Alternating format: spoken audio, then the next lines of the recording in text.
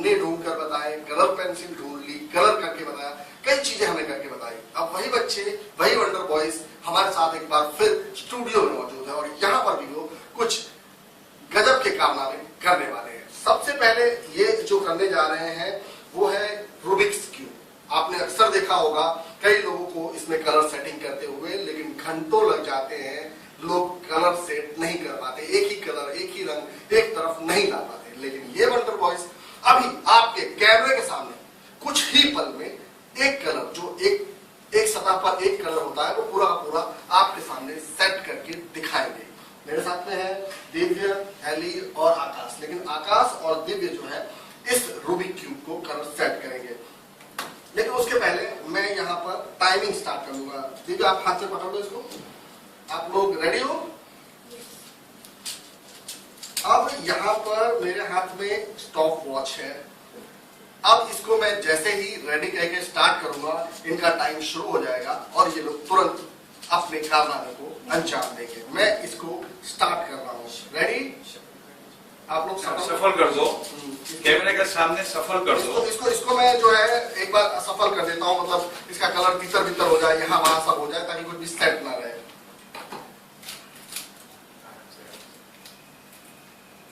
ये मैंने इसको कर दिया।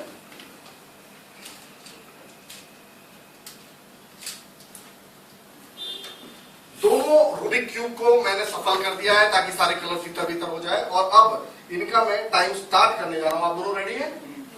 अच्छा, 1 मिनट। हाँ, दोनों को कलर कौन सा देगा? आप कौन सा कलर करेंगे? नहीं, आप जो बताएंगे वो कलर दोनों करेंगे। आप एक सतह पर पूरा का पूरा व्हाइट कलर लेके आएंगे, ठीक है? आकाश एक सतह पर पूरे के पूरे सफेद रंग लेके आएंगे और देखिए आप एक सतह पर पूरे के पूरे रेड कलर लेके आओगे। रेडी? दोनों रेडी? टाइम स्टार्ट करते हैं। स्टार्ट।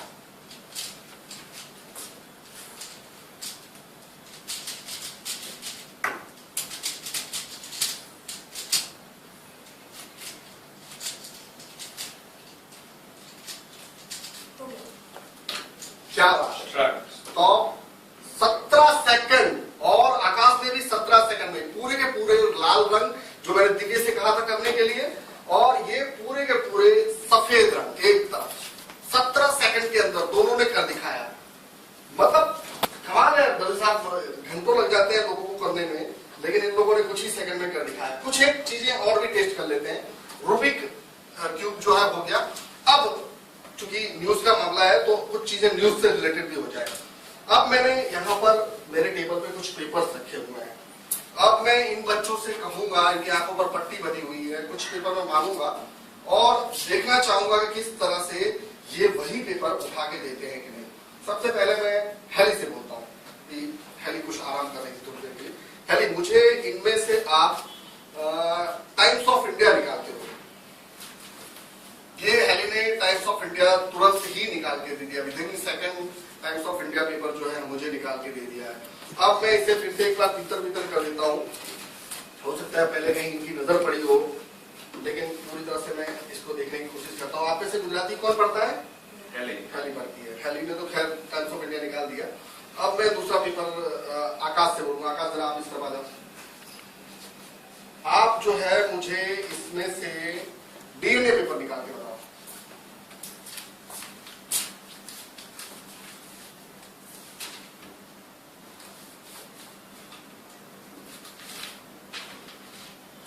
ये डीएनए पेपर आकाश ने ढूंढ निकाला है। जाहिर सी बात है सप्लीमेंट है, लेकिन डीएनए का ही है। ढूंढ निकाला है आकाश ने। तो ये पेपर भी आकाश ने भी ढूंढ लिया, हेली ने भी ढूंढ लिया। अब दिव्य की बारी है। दिव्य से भी हम कुछ न कुछ जरूर ढूंढवाएंगे। दिव्य, आप गुजराती पेपर पढ़ते हो? तो आप जो है मुझे इसमें से दिव्य भास्कर ढूंढ के बताओ।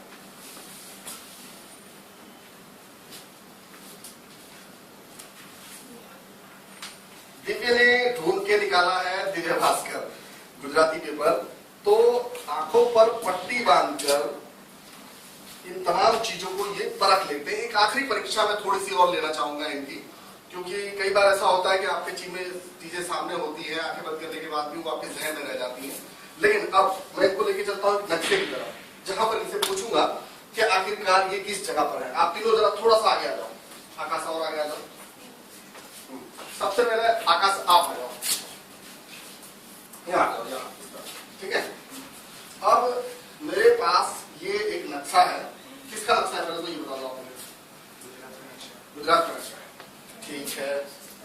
मैं कहीं पर उंगली रखूंगा और आकाश मुझे ये बताएगा कि वो जगह कौन सी है।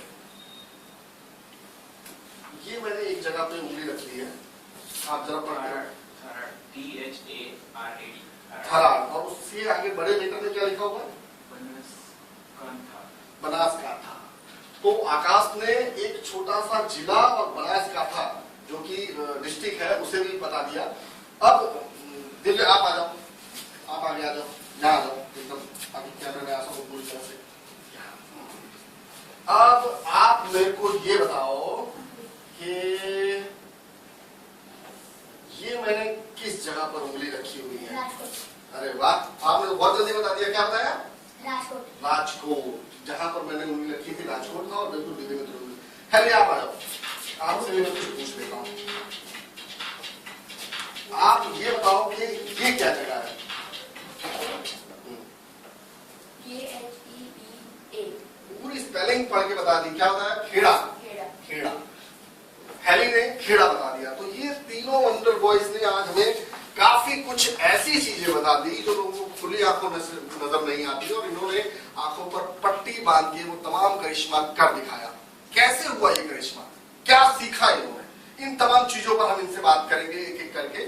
सबसे पहले दिव्य आपसे, आप बताओ बेटा ये कैसे आपने सीख लिया, क्या कैसे आपको पता चलता है कि ये लिखा हुआ है, क्या लिखा हुआ है? एक्चुअली 2 दिन का वर्कशॉप होता है जिससे मैं पास थ्रू हुआ हूँ। उसके बाद ये जब मेरा मिडब्रेन एक्टिव हो जाता है तब मैं सेंस और स्मेल, ये दोनों चीज से सारी, सेंस, स्मेल और फील, ये 3 चीज से मैं सारी चीजें जो खुली आंख से कर सकता हूँ बंद आंख से भी कर सकता हूँ। लेकिन आप कैसे, जैसे किसी को कहीं पे मैंने ब्लैक बोर्ड पे कुछ लिख दिया तो क्या स्मेल आती है आपको, क्या किस चीज की? वो स्मेल नहीं आती, वो एक्चुअली सेंस होती है। अच्छा, अलग चीज के अलग अलग सेंस। तो कुछ फायदा हुआ आपको इसके बाद में पढ़ाई लिखाई में? इसके साथ मेरे को एकेडमिक्स में फायदा हुआ, मेरा ग्रास्पिंग पावर, कंसंट्रेशन और मेमोरी पावर सबसे ज्यादा बढ़ गया। अभी मेरा स्टेज फियर हट गया। Very good, very good. मतलब बहुत ज्यादा फायदा होता है बच्चों को, उनका कॉन्फिडेंस लेवल इतना बढ़ जाता है कि उनके एकेडमिक करियर जो है वो भी काफी ऊपर की तरफ बढ़ने लगता है। बेटा पट्टियां खोल दो, आपको कोई दिक्कत नहीं है। पट्टियां खोलने, क्योंकि काफी देर से इन्होंने पट्टियां बांध रखी है तो थोड़ा सा रिलैक्स हो जाए, उसके बाद हम इनसे बात करते हैं। हैरी ये बताओ कि जैसे मैंने देखा कि आप लोग जो है कार्ड पहचान लेते हैं, सचिन तेंदुलकर पहचान लेते हैं, कलर पेंसिल आपने निकाली। चलो कलर पेंसिल के अंदर तो स्मेल आती है, लेकिन जो बोर्ड पे लिखा होता है उसमें कौन सी स्मेल आई आपको? उसमें सब स्मेल तो हमको एक जैसी आती है, लेकिन वो प्रैक्टिस से हमको पता चलता है कि क्या है। लेकिन आप पूरी स्पेलिंग पढ़ते हो, ब्राउन कलर आपने बताया बी आर, आपको कैसे पता चलता है यही अल्फाबेट लिखा वो होता है? सेंस से ही पता चल जाता है। अच्छा, सेंस और फील से हमें पता चलता है। तो इसका आपकी पढ़ाई लिखाई में भी कुछ फायदा होता है? बहुत फायदा हुआ। मैंने एग्जाम दी थी, उसमें गुजराती का एक आंसर पूरा भूल गई थी, वो 3 मार्क का था। तो मैंने उस वक्त नया किया था, तो मैंने अपने हैंडकरचीफ से ब्लाइंड फोल्ड किया, वो पूरा आंसर मैंने ब्लाइंड फोल्ड के लिखा था, उसमें मुझे 3 मार्क्स मिले। अच्छा, मतलब आपकी पढ़ाई पे भी इसका बहुत फर्क पड़ा है। आकाश आप क्या जाओ यहाँ पे? आकाश जोर से बोलो सर। ये बताओ कि जैसे आपने बहुत सारी चीजें पहचान ली, इसके बाद आप देखते होंगे कि बहुत सारे लड़के जो होते हैं वो खुली आंखों से चीजें नहीं करते और आप बंद आंखों से करते हैं, तो आपको ऐसा लगता है कि आप उन सबसे बेटर हो, देश तो कुछ ऐसी सुपीरियर की भावना आती है? ऐसे कुछ नहीं, सब हम सब एक समान ही होते हैं, पर सिर्फ हमारा इतना ही डिफरेंस है कि हमारा मिडब्रेन एक्टिवेशन हुआ है। अच्छा, तो हम ये क्लोज्ड आई से कर सकते हैं और कुछ नहीं। मुझे ऐसे सुपीरियर या ऐसा इंफीरियर कोई ऐसा नहीं लगता। लेकिन आपको ऐसा तो लगता है ना कि मेरे अंदर कुछ बेहतर हुआ है, मैं लोगों से अच्छा कुछ आगे जा रहा हूँ, मेरे में आगे जाने की ताकत है कुछ? हाँ हाँ, ऐसे कोई कॉन्फिडेंस? हाँ, कॉन्फिडेंस बूस्टअप हुआ है, कॉन्फिडेंस बूस्टअप हो जाए। और क्या फायदा हुआ है आपको इस? मेरा स्पोर्ट्स में बहुत आगे, मैं बहुत स्पोर्ट्स में आगे बढ़ चुका हूँ, और ताइक्वांडो मेरा जो प्रोफेशन है उसमें मैं स्टेट लेवल में आ गया था। अच्छा, उसमें अंडर 19 ब्रॉन्ज मेडल मिल गया। तो उसमें भी कुछ ब्लाइंड फोल्ड किया है क्या आपने? ताइक्वांडो में ट्राई नहीं किया, पर ट्राई कर रहा हूँ अभी, उसमें भी सफलता मिल जाएगी। अच्छा, और ये बताओ कि जिससे इन लोगों ने बोला कि 2 दिन का वर्कशॉप है, तो बड़ी आसानी से आ जाता है या कुछ चीज आपको बहुत प्रैक्टिस करनी पड़ी है? प्रैक्टिस मैंने सिर्फ 3 महीने की थी और उसमें प्रैक्टिस करने के बाद मुझे ये फ्लुएंटली आ गया। ये बच्चे हैं जो बता रहे हैं कि किस तरह से उनकी जिंदगी में बदलाव आया। अब उनके साथ में हमारे पेरेंट्स भी हैं, उनसे भी जानने की कोशिश करेंगे, और उनके जो टीचर हैं, शिक्षक, उनसे भी जानने की कोशिश करेंगे। मैम, आप जरा सा आपसे जानना चाहूंगा, क्योंकि आप दिल्ली की माता हैं, आप ये बताइए कि एक बच्चे को संभालना, वो भी छोटा बच्चा, बड़ा प्रॉब्लम हो जाती है, नटखट होता है, मस्ती करता है, लेकिन ये ब्लाइंड फोल्ड करने की वजह से, मिड ब्रेन एक्टिवेशन होने की वजह से उसके जो नॉर्मल बिहेवियर है उसमें कुछ इंप्रूवमेंट है? क्या देखते हैं फर्क? देखा जाए तो सारे बच्चे अलग होते हैं, सारे बच्चे ही यूनिक होते हैं। कोई स्लो लर्नर होता है, कोई फास्ट लर्नर होता है। आजकल देखा जाए तो सारे बच्चों में हाइपर एक्टिव का बहुत ज्यादा ही हो चुका है।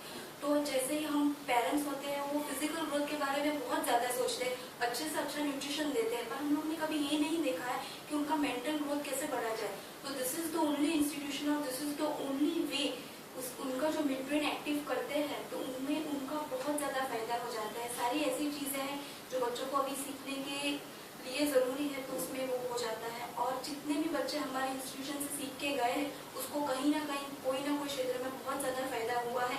Academics is the basic problem of nowadays parents. सब यही बोलते हैं कि उनको पढ़ाई है जो बोझ लगती है, but after the activating mid brain तो उनके लिए पढ़ाई इजी हो जाती है।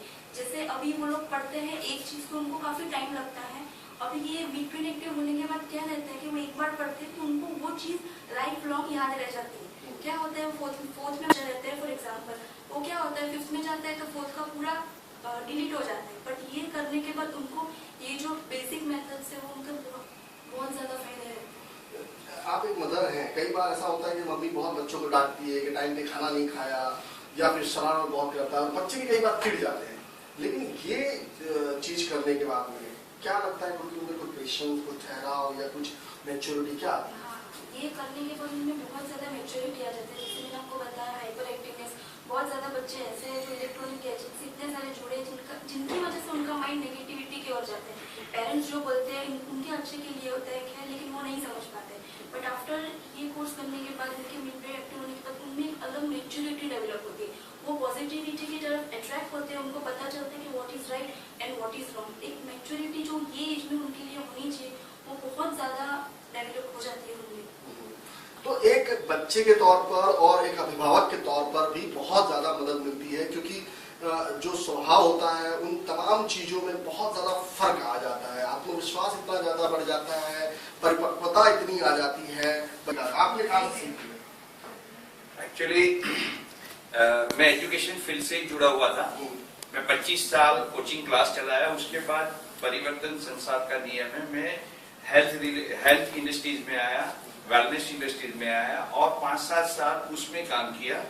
लोगों को बिना दवाई, बिना परहेज, बिना कसरत बहुत असाध्य रोगों में अच्छे होने में मदद की। तो उसके लिए मैं बार बार विदेश घूमता रहता हूँ। मैंने बहुत सारी कंट्रीज की विजिट की है और ऐसी ही चीज लाता हूँ जो अपने देश में नहीं होता है। तो during that visit I so something unique in Indonesia, Malaysia and other countries. तो मैंने सोचा कि क्यों ये चीज और ये टेक्नोलॉजी हमारे देश में भी ना हो। तो उसके बाद उस पर मैंने रिसर्च चालू किया, वहां रहा, ट्रेनिंग लिया और सोचा कि नहीं, इससे हमारे बच्ची को भी और आने वाले फ्यूचर हमारे देश के लिए भी एक नई generation, skillful generation, intuitive mind वाली जनरेशन हम पैदा कर सकते हैं। लेकिन जैसा कि ये बच्चे बोल रहे हैं मिड ब्रेन एक्टिवेशन, तो कैसे करते हैं? मतलब कोई दवाई लेते हैं, कोई इंजेक्शन देते हैं, कोई थेरेपी लेते हैं, क्या करते क्या है? ये न तो कोई दवाई है, न इंजेक्शन है, न कोई थेरेपी है, न कोई जादुई ट्रिक है, ऐसा कुछ नहीं है। ये एक 2 दिन का वर्कशॉप होता है। ये वर्कशॉप में कुछ एक्टिविटीज का हमने कॉम्बिनेशन किया हुआ है। जैसे कि सबसे पहले जब बच्चे आते हैं तो वो लोग एक अलग एटमॉस्फेयर से अलग व्यक्ति के पास आते हैं, तो उनको थोड़ा हेजिटेट होता है। तो हम कुछ 8-10 पिक्चर्स के वीडियोस होते हैं, उस पे उनको डांस करवाते हैं। अच्छा। तो वो एक रिलैक्स हो गए और उसको ऐसा लगा कि हाँ, एकेडमिक से छुटकारा हो गया, एक 2 दिन हमको फन एक्टिविटी मिलेगी। उसके बाद हम ब्रेन रिलेटेड एक्सरसाइज करवाते हैं, उसके बाद आई बॉल एक्सरसाइज करवाते हैं और उसके बाद कुछ न्यूरॉन्स कनेक्टिविटी के वीडियोस चलाते हैं। देन आफ्टर एक पर्टिकुलर म्यूजिक होता है जहां उन सबको योगा की मुद्रा में बैठना है या तो सो जाना है। पूरा रूम डार्क होगा और एक म्यूजिक बजेगा और वो म्यूजिक थेरापी है। इसकी वजह से वो धीरे धीरे मिड ब्रेन मीन्स के जो लेफ्ट ब्रेन राइट ब्रेन के बीच का पाथ है, वहां जाके ये म्यूजिक इफेक्ट करता है और वो पर्सन को वो एक्टिवेट करता है, जिसको हम पिनियल ग्लैंड एक्टिवेशन भी बोल सकते हैं या पिट्यूटरी ग्लैंड एक्टिवेशन भी बोल सकते हैं, वो पार्ट एक्टिव हुआ है कि नहीं हुआ है। अगर ये एक्टिव हुआ है तो उसका लेफ्ट ब्रेन राइट ब्रेन जो इनबैलेंस है वो बैलेंस में भी आ जाएगा। इससे क्या होगा, उसकी कथनी और करनी में फर्क नहीं रहेगा, वो जो सोचेगा वही करेगा, ताकि मल्टी फंक्शंस माइंड जो हो जाता है, एक साथ 3-4 चीज पे अपना मगज चला जाता है, मतलब ये वो नहीं होता है। ऐसी काबिलियत आ जाती है कि बच्चा जो एक चीज पे ध्यान केंद्रित नहीं कर पाता है, वो कई चीजों को एक साथ समझ लेता है, उसे जान लेता है और उसके बारे में तमाम चीजों को पहचानना भी शुरू कर देता है।